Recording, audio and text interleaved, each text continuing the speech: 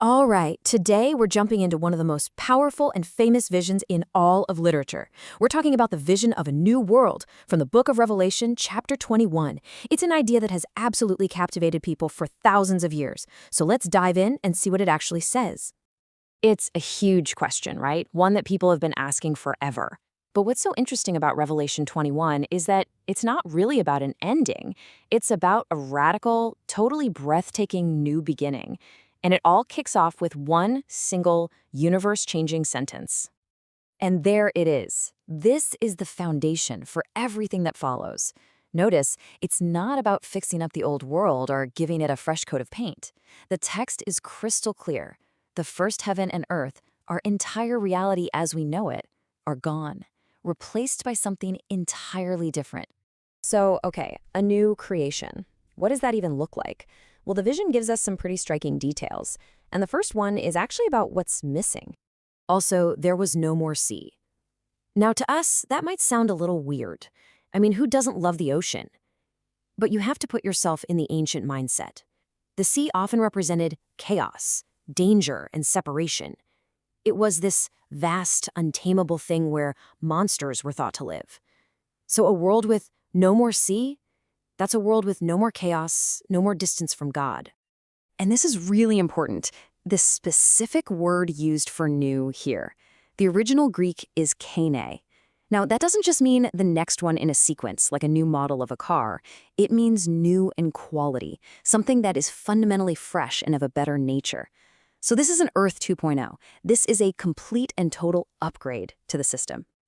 At the very heart of this new creation is its capital, this magnificent city. And it doesn't rise up from the ground, it actually descends out of heaven. The author, John, is trying to describe something almost indescribable. So he reaches for the most beautiful image he can think of. He says the city is like a bride, perfectly dressed and just radiant, on her way to meet her husband. See, this isn't just about cool buildings. It's about intimacy, beauty, and a perfected relationship. And this right here, this is the whole point of everything. It's about ultimate restoration. The separation that has existed between God and humanity is just over. God's own home, his tabernacle, is now right here, with people forever. So now, the vision takes us on a bit of a tour of this incredible city. And the details are clearly meant to be mind-mending, to communicate a kind of splendor and scale that's way beyond anything we've ever experienced. First, let's talk about the size. The city is measured as a perfect cube, 1,500 miles long, 1,500 miles wide, and get this, 1,500 miles high. I mean, that's a structure roughly the size of the moon. It's an unimaginable scale, and the point is pretty simple. There is more than enough room for everyone. And the city's very structure is just packed with symbolism. It has this great high wall, but not for defense. There are no enemies left to defend against. It's there to define it as a real place. The 12 gates are named for the 12 tribes of Israel, and the 12 foundations are named for the 12 apostles. It's like the entire story of God's people, from the very beginning to the very end, is literally built into the city's foundation. The materials themselves are just staggering. The walls are made of jasper. The city and its streets are made of pure gold, but it's described as being like transparent glass. Can you even picture that? And each of the 12 foundations is a different kind of massive, precious gemstone. Now, this imagery isn't about being rich in the way we think of it. It's a way to describe ultimate value, total purity, and the breathtaking glory of God just shining through everything. But as incredible as the city itself is, the real power of this vision is in what it says about life inside it. And it's defined less by what's there and more by what is gone forever. This is the emotional core of the whole chapter. It's a promise of ultimate comfort, a final, personal end to every kind of suffering you can imagine. And it sets the stage for a whole list of things that are now absent. First and foremost, the final enemy, the one constant of our world, death itself, is just gone. And with death gone, so is sorrow. That deep, gut-wrenching grief that comes with loss has been completely removed from existence. And without sorrow, well, there's no more crying. The outward expression of all that inner pain is finally a thing of the past. And finally, no more pain. Physical, emotional, spiritual, you name it, it's gone. As the text says, the former things have passed away.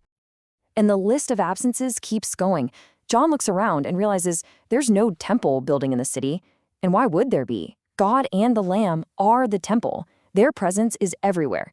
There's no sun or moon because the glory of God himself is the light source. All the things we used to need as intermediaries, symbols, they're just not necessary anymore because the Creator is there directly. So this all sounds pretty amazing. The obvious question is, how does a person get into this city?